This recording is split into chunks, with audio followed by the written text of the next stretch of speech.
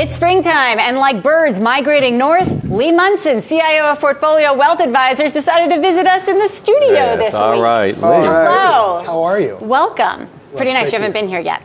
Let's dive in and talk about earnings. We are in earnings season, and we got the financial banks out now. Do you care more about what they're actually reporting or what the investor response is to said earnings? More the investor response, because there's not a lot of really good news. You know, a couple years ago, I came in here, I think it was beginning of 17, and I said, all we care about now between here and a recession. I didn't say recession 17. I just said until we get it, it's all going to be about bank earnings, specifically about their loan books expanding. Well, that's stopped now, right? JP blew it out, but nobody else is expanding anything. And the profits are just cost cutting, as we're seeing at Wells Fargo, or cost cutting at Citi.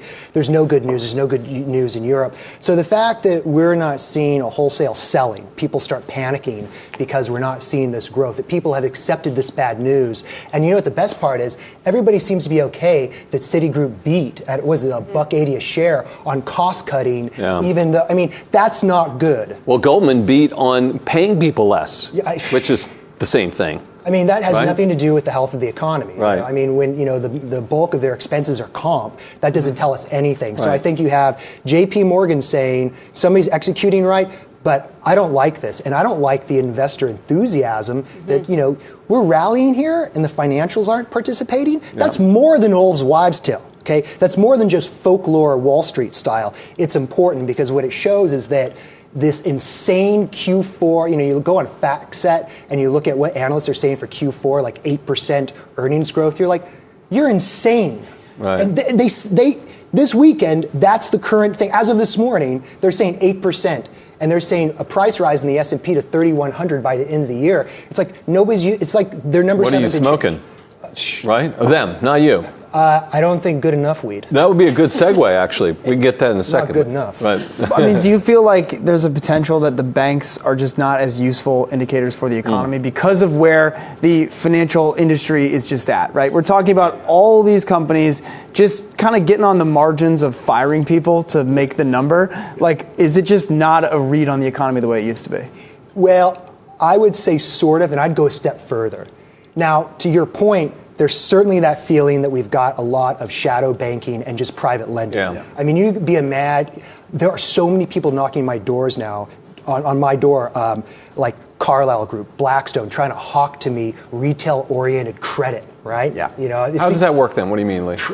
Okay, so, instead of going to a sovereign wealth fund, they're coming to small registered investment advisors and fee-only people saying, hey, you want to get in for $50,000 a pop. Right. Now, it's not that I'm going to look at Blackstone because they're like, you know, they're kind of like the vanguard of credit. You know, I kind of trust them. But the fact that they have to go to people like me, who are managing money for retired weapons designers in Albuquerque, New Mexico, doesn't inspire confidence. It just says, who's the last sucker? You know, the person, I forgot who said it, but, you know, the person who's doing the genius move 10 years later, it's the dumb move, right? And so it's really apparent that they have a problem moving credit and moving stuff, and that has to do with banks and their loan book.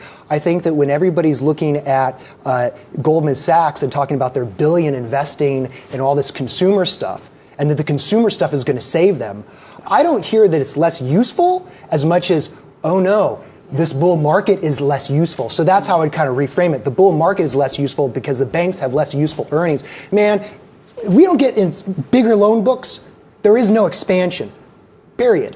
So what are you doing right now if somebody came to you and they were a new client? And they're like, Lee, this is my retirement savings, and don't screw it up.